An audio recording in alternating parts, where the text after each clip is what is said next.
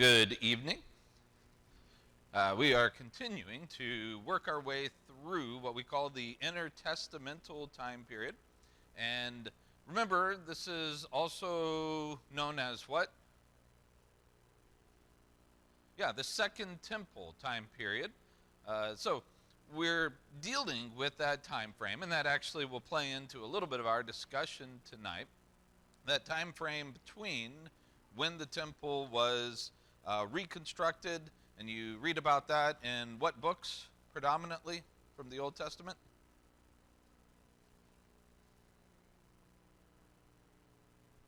No, good try. All right, Ezra's one, and who's the prophet that talks to them about it? Do you remember Joshua? No, Nehemiah is very, very closely associated with it. He's the rebuilding of not the temple, but the walls. Yep, very good. Haggai, yeah. So Ezra and Haggai really talk about the rebuilding of the temple that was destroyed by whom?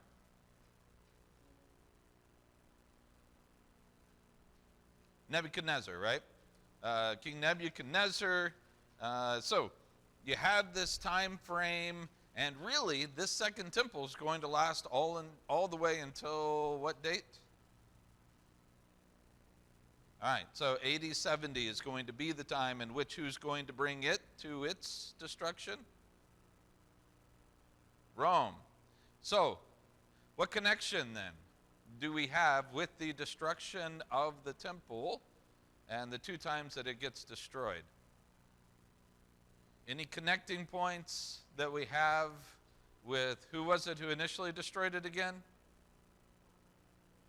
Babylon. Who destroys it at the end? Rome. Can you think of anything that ties Babylon to Rome? A statue, yes. Where do we see that statue? Well, yeah, not just here. By the way, this isn't the statue. The pictures, the photographs they took of it were really fuzzy from the dream, so we don't have the exact representation. So this is somebody's artistic representation of that. But yeah, this actually connects all of those empires into basically one entity. From the destruction of the temple, in 587, all the way to the destruction of the temple again in AD 70. And that's what we're looking at, is following this dream in Daniel chapter 2, as we have looked at Babylon as the head of gold. The chest and arms of silver represented Persia, right? A Medo-Persian alliance. Persia is what we think of it. And they were undone by whom? Okay, Greece. Who in particular? All right, Alexander the Great basically put an end to the Persian Empire and then brought about a great Greek Empire, which is what we have been talking about all the way up to last week. And then last week, we got ourselves into which empire at the very end? Rome. So now we are making our way down to the legs of iron. We're going to be bringing up a whole bunch of names that hopefully you will remember from last week and the discussions that we had, because we are simply continuing that history. But Rome takes over. Why does Rome take over, by the way, in 63 BC? Y'all remember what was going on then?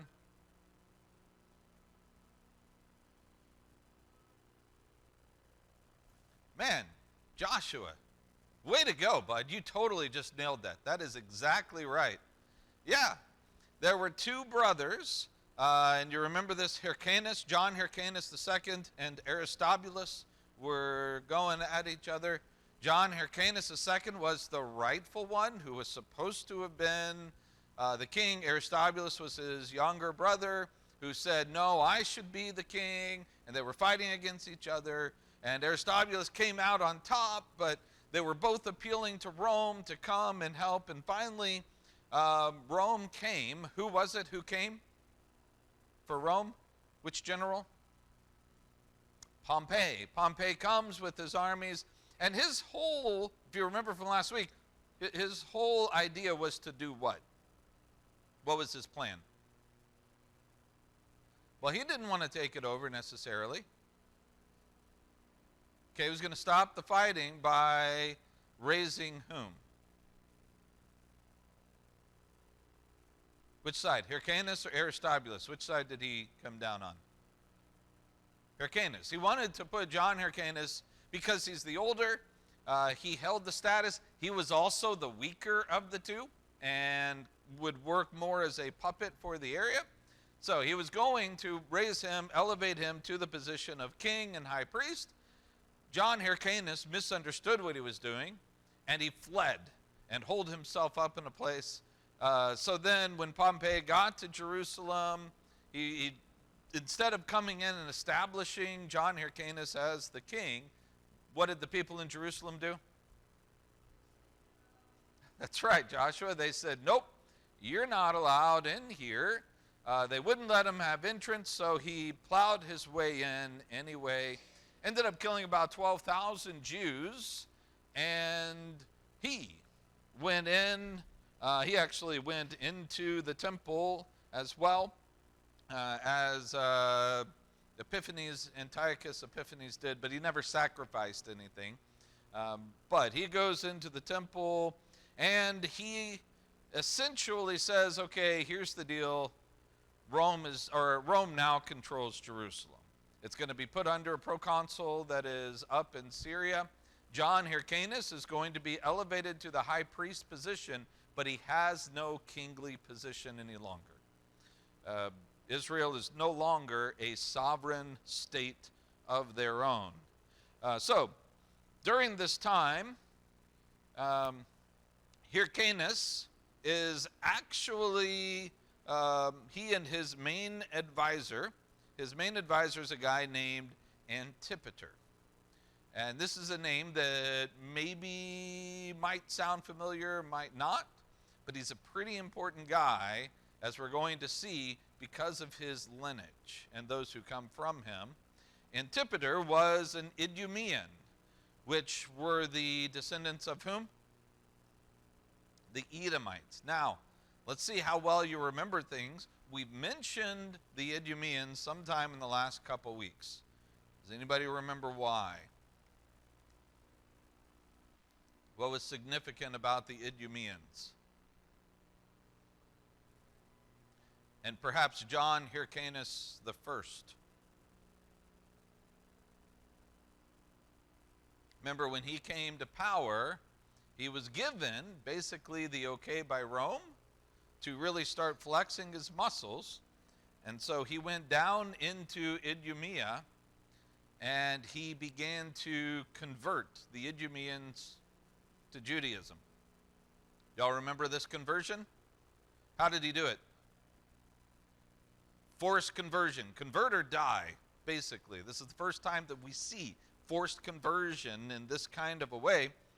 So, you have this now Antipater, a couple generations down the road, who's an Idumean, who also happens to be a what?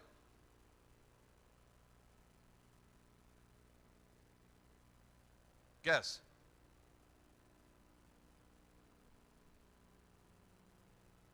Okay, let me start over.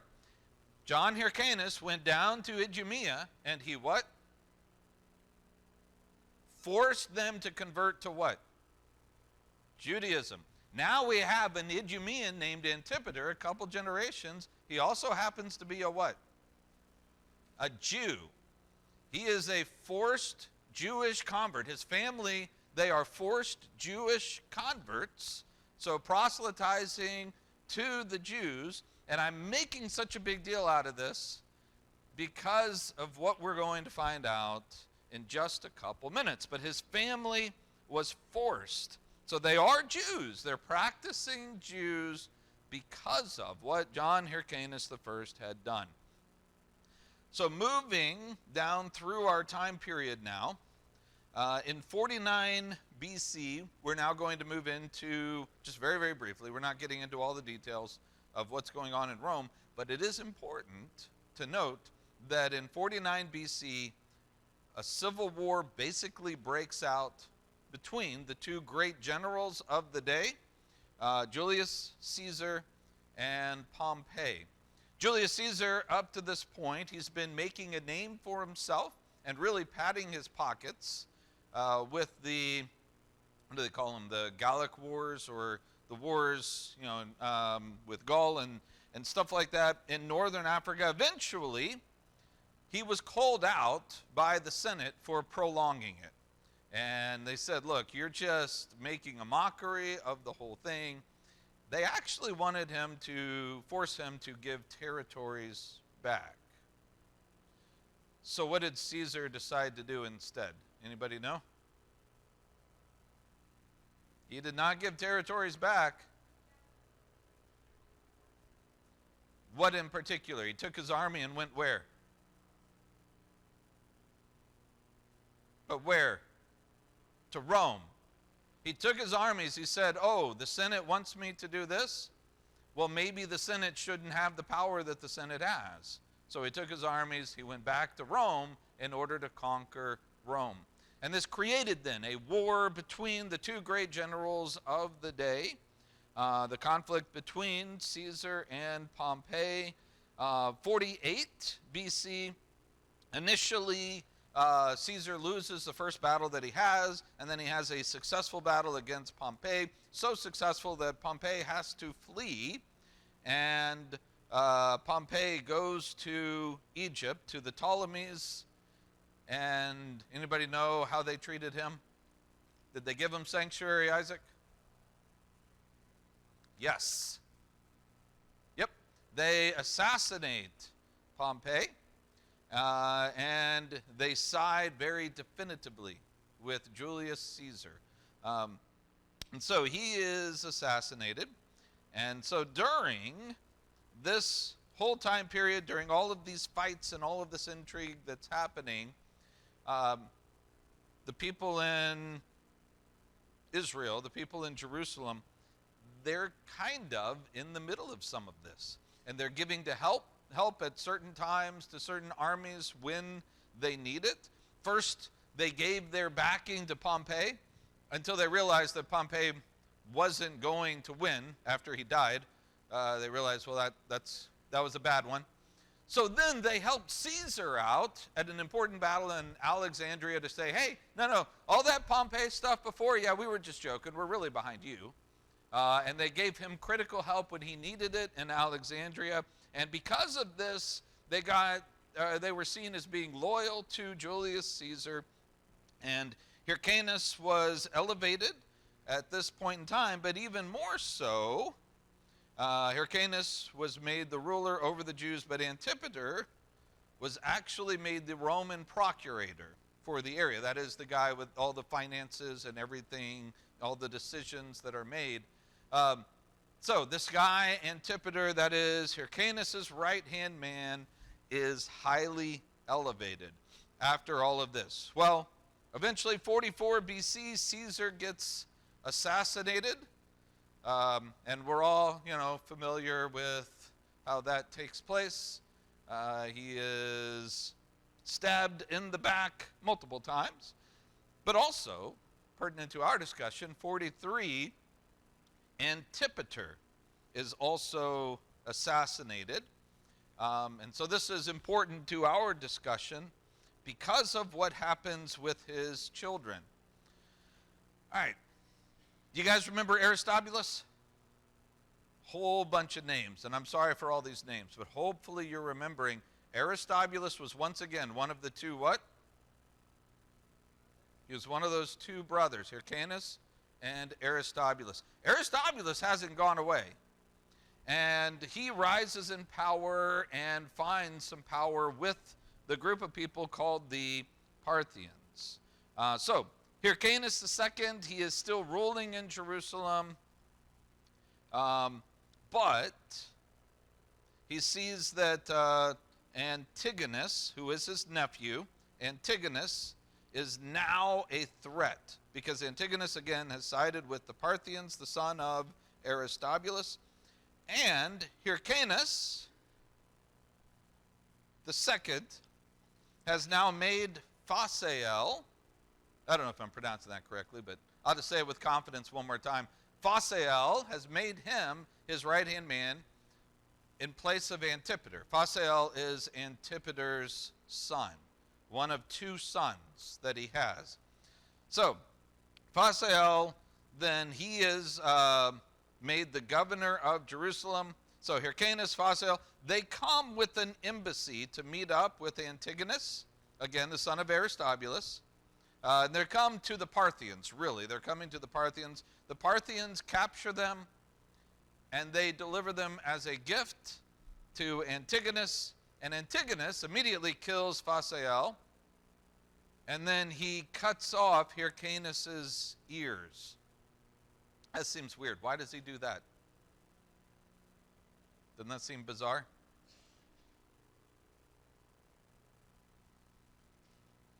By the way, Hyrcanus was in what position in Israel? He was the high priest of the Jews. Is there anything in the law about high priests and being mutilated? Yeah. By cutting his ears off, he makes Hyrcanus, by the law, unfit to take the position of high priest. He doesn't kill him. He allows him to continue living, unable to be the high priest any longer. So who's going to now be the high priest? Antigonus, right? Not only does he declare himself the high priest, but he also now declares himself as what? Take a guess. King. So we're back now to having a king and a high priest. So when Hyrcanus, Phasael, they come, this happens. Antigonus now takes over as the king, as the high priest, and who didn't give him that power? Rome. Somebody else is going to be a little bit scared in this moment and flee and take off. Who might that be? Anybody have any ideas? Okay, John Hyrcanus, he's not scared anymore. But remember, how many sons did Antipater have? He had two. Phasael was one. He's been killed. The other one says, I'm not sticking around to find out what happens next. So, this guy, Antipater's son, whose name is Herod, he flees to Rome at this point in order to avoid Antigonus coming and executing him. So as he comes to Rome, he is able to make the right connections, and he basically wins over the hearts of various people, particularly in the Senate, does all the political moves that need to be made, so that as he's complaining that Antigonus has usurped the throne and he should not be there. In fact, he doesn't even have the power of the king because Rome didn't give it to him. He's taking it upon himself. This is a rebellion, yada, yada, yada, everything that's involved. The Senate says, you know what, Herod? You're right. He shouldn't be king. Therefore, the Senate actually declared Herod the king of the Jews. So now you have two different vying powers who are laying claim to being the king of the Jews. What's the difference between them? Rome.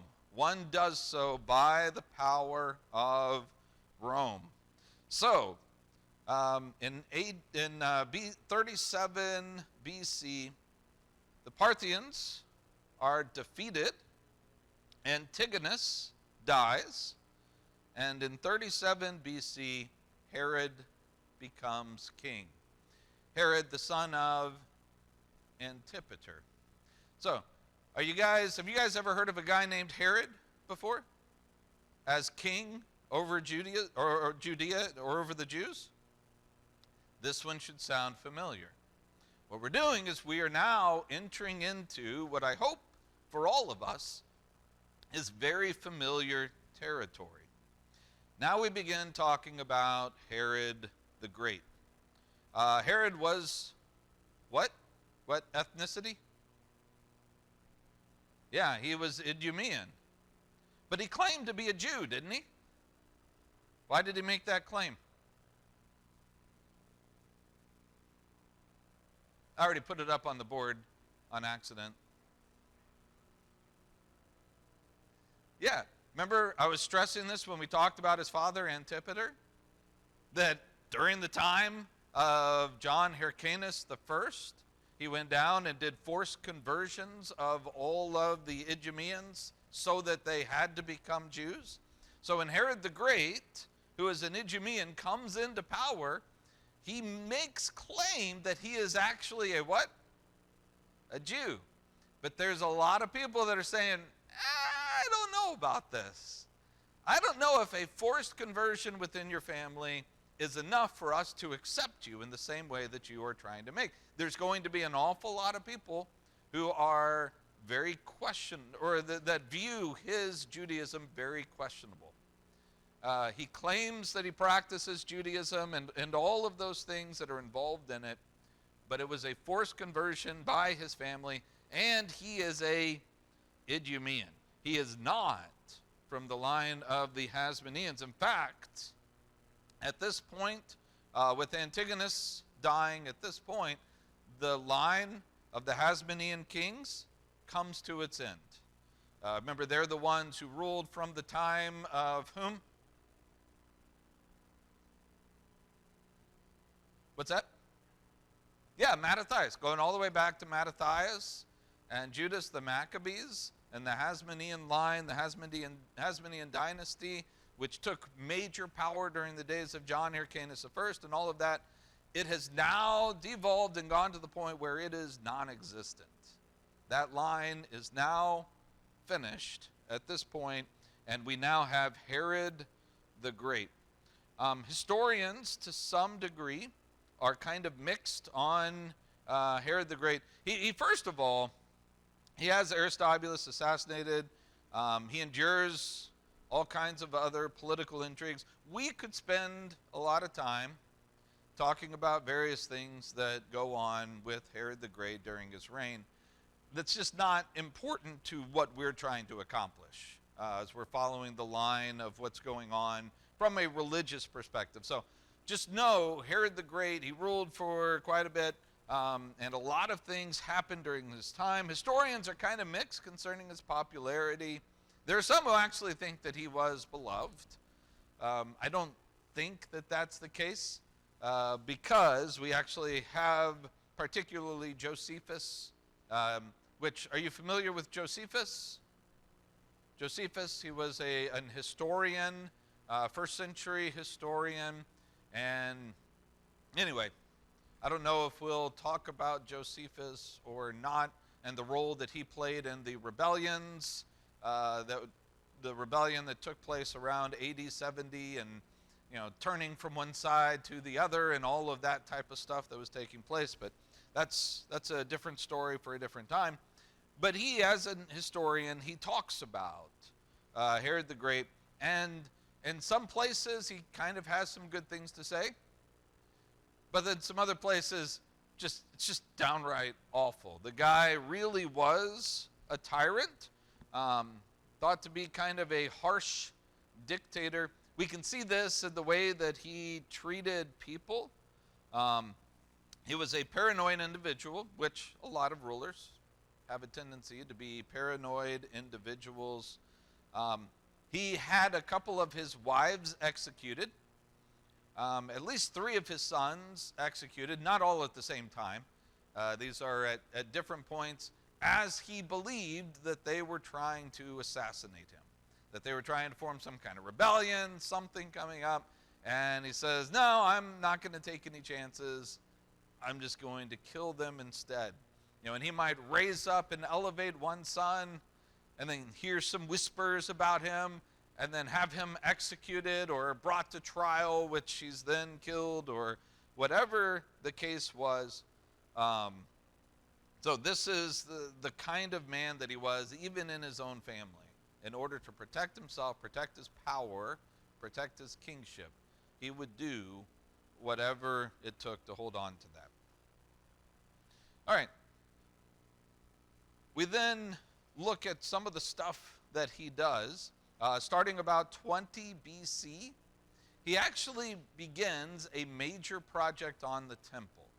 Now, the temple had undergone some type of issues before, needed to have some more restoration that was done to it.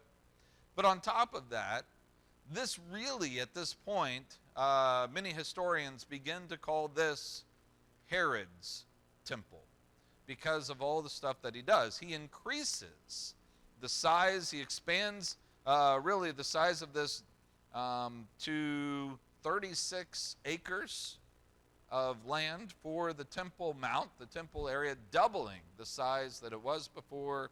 Has just all kinds of major building projects for it. This was a way to try to make sure or demonstrate or show that he really was Jewish.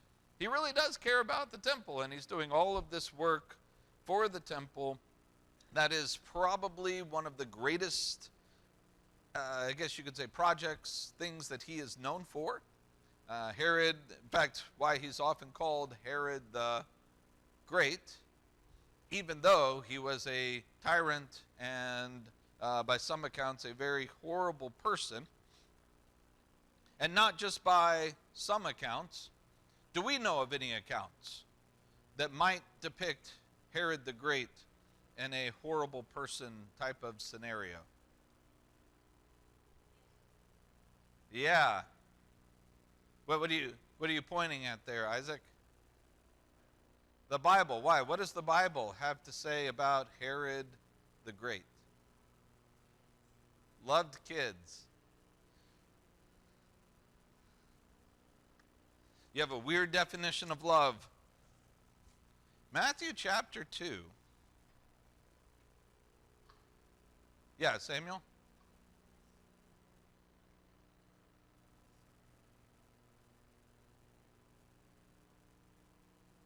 Mm-hmm. Yep, that is exactly right. And that's a story that you find in Matthew chapter 2, starting verse 1. It says, after Jesus was born in Bethlehem of Judea, in the days of King Herod, wise men from the east arrived in Jerusalem. And so here we have the narrative of the birth of Jesus, at least part of the larger narrative of these pericopes that were told about Jesus in the early days. So we have this one that says, hey, here's our time frame in the days of King Herod. And so this is now us moving from what we would call the intertestamental period, actually moving into what? We're now moving into the pages of the New Testament. We are, with Herod the Great, we are finally bridging that gap from all the way over here in the times of the Babylonians, and then moving all the way through the end, Malachi and the Chronicles, probably the last ones that are written, and now moving through that time period that's not written, within the text itself. It's between Malachi and Matthew in our Bibles, moving all the way through that, and now we're finally turning the page. And again, what we see from Herod is the type of person that he is. Just as Samuel was saying, the wise men from the east come. They want to know where the King of the Jews was born. Why would that pique Herod's curiosity?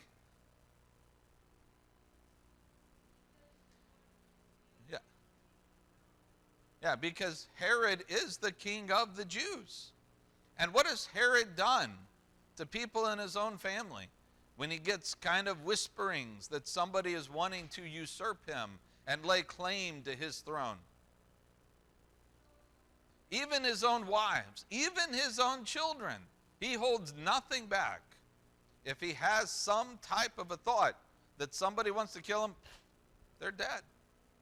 Anybody who wants to lay claim of kingship over him is going to be killed. And you have these wise men that show up and say, hey, the King of the Jews was born. And if you know who Herod the Great is, you know this story's not going to end well. And yeah, thank you. That's exactly right, Joshua. And so we have this whole story here. They find out Bethlehem is the city. He has to, by the way, ask other people what was written by the prophets.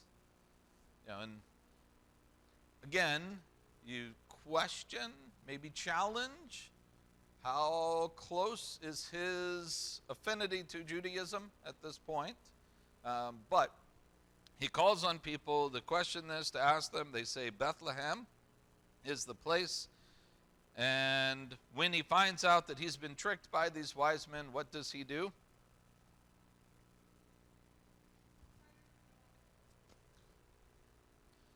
Verse 16, Herod, when he realized he'd been outwitted by these wise men, he flew into a rage and gave orders to massacre all the boys in and around Bethlehem who were 2 years old and under, in keeping with the time that he learned from the wise men.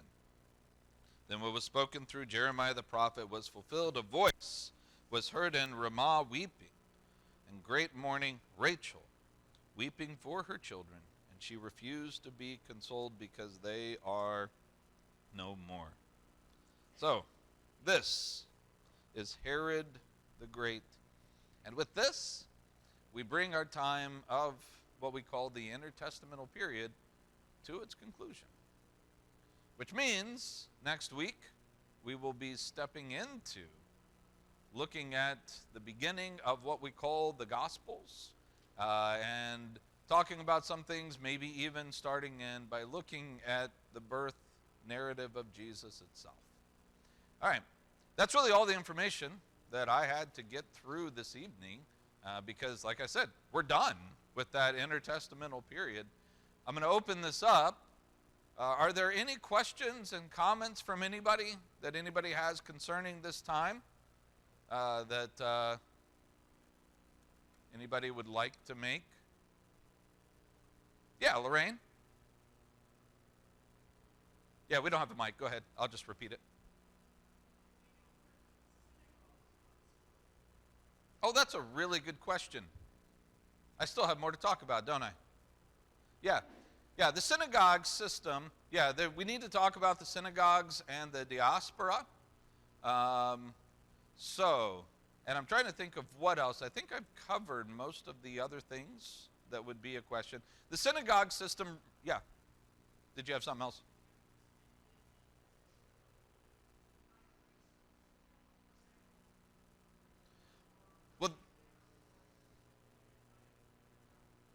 Well, that's what we've seen with Rome coming in and saying, well, now John Hyrcanus is going to be our high priest. Or now, just moving back a few slides here, when you had, let's see here, Hyrcanus II and Aristobulus, and they appealed to Rome, so Rome came in and said, Hyrcanus is the high priest. And from that point on, it's by appointment. And that hasn't been the case since they rededicated the temple, and the Hasmoneans, remember, they took over. The Hasmoneans took over, said they would be the rulers. They called themselves governors and high priest, and they say until such a time as a legitimate prophet arises to tell us otherwise. So until a prophet comes to declare who the real true high priest is, they just say, we'll do what needs to be done to maintain the office of high priest, and then when God sends someone to specifically declare who the high priest is, then we'll let that speak for itself. Which, by the way, does anybody come and declare who the high priest is? Kind of does happen, doesn't it? Isn't that what Jesus is all about? A prophet who comes and declares himself the high priest? Yep, exactly. All right, so that's where all of that. As far as the synagogue system actually dates back a little bit further. And the beginnings of the synagogue system really go back to the Babylonian captivity. The temple's destroyed, and yet they still feel as if they should be worshiping and maintaining a proper presence of worship, even in their time in Babylon. They obviously can't go back and do all of that. So they began to establish synagogues. By the way, does anybody know what the word synagogue means?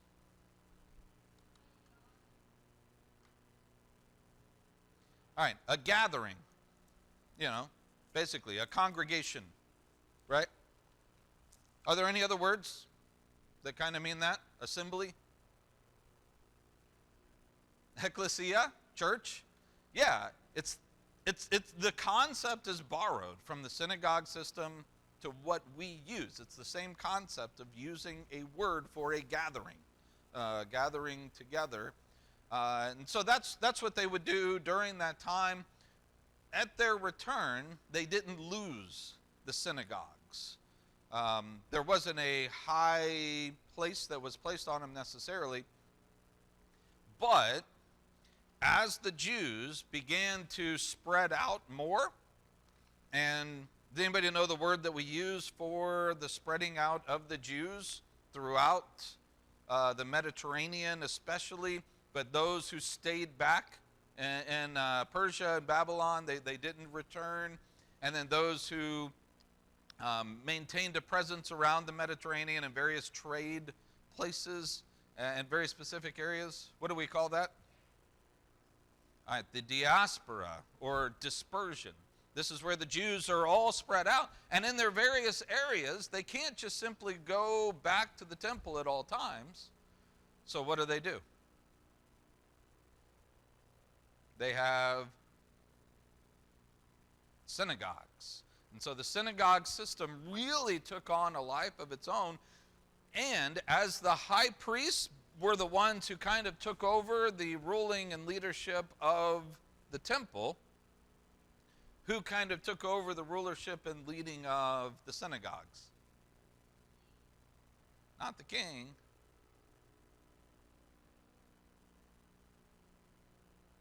This one's not a hard one. No, the priest took care of the temple. Who's taking care of the synagogues? The Pharisees, the rabbis, the rabbinical system of the Pharisees. Remember, it was the Sadducees who were the ones who had the place and prominence in the temple situation. The high priest, the chief priest, the main priest, all of them, they belonged to the sect of the Sadducees. And that's kind of where they were, and they were in power. But it was the Pharisees who took over the whole system for the common everyday man. They were the ones from the Hasidims who were they were the most zealous for the law. And so in every place they had a synagogue, and one of the main purposes of that synagogue was so that they could do what?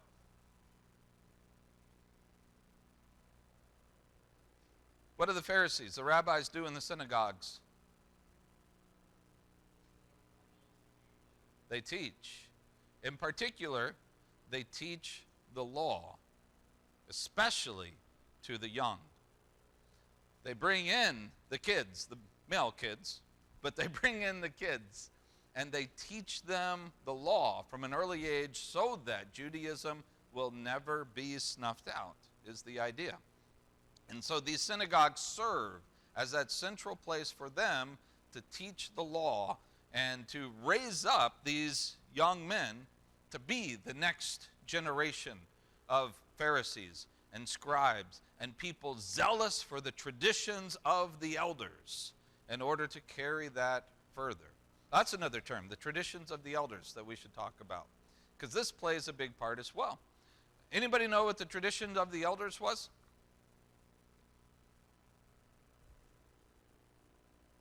Yeah, Kelly, you want to tell us? Yep. Yeah, the hedge that was built around the law. The traditions of the elders, and by the way, this stuff doesn't get written down for a couple hundred years after Jesus, just so we know.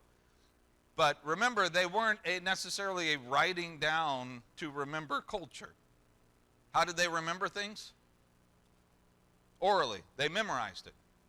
You would hear it, learn it, memorize it, speak it, and pass it on orally from generation to generation to generation. The traditions of the elders was basically all the rabbinical teaching about the law. And what they did is they kind of created, if you have this thing right here, and this is sin. That is a violation of God's law, is sin. Now, if you're over here, let's say that sin, for them, let's just say that for them, a sin would be taking a journey on the Sabbath day. Are you allowed to do that?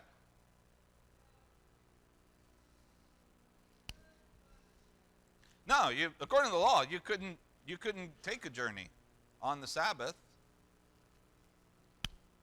But what's a journey? Yeah. How do you know when you've crossed this line and you've gone from okay into sinfulness? What they do is they say, okay, well, here's how we'll make sure that you don't do that. We will create a hedge around the law. And we'll just say that a journey is a day's walk, and they'll give mileage, so many steps, or whatever the case is, and say as long as you don't go over this many steps, then you haven't sinned. Is that accurate? If you go to here, have you violated this? No. This is actually pretty smart, isn't it? To have a line that you draw so that you don't go past this line. If you're not supposed to go a day's journey and they say, you know what, don't even go 800 steps, and you count your steps to 800 and you stop right here, will you ever violate this? Nope. It's pretty smart. We do the same type of thing oftentimes, don't we? How many of you guys have ever heard, never get into an emotional conversation with a member of the opposite sex? Anybody ever heard something like that before? Yeah, why do we say that? Is it because doing so is going to be a violation, is going to be sinful? Is that accurate? Is that sinful to have an emotional conversation with someone of the opposite sex? Is that sinful? No. So why do we say don't even have that conversation?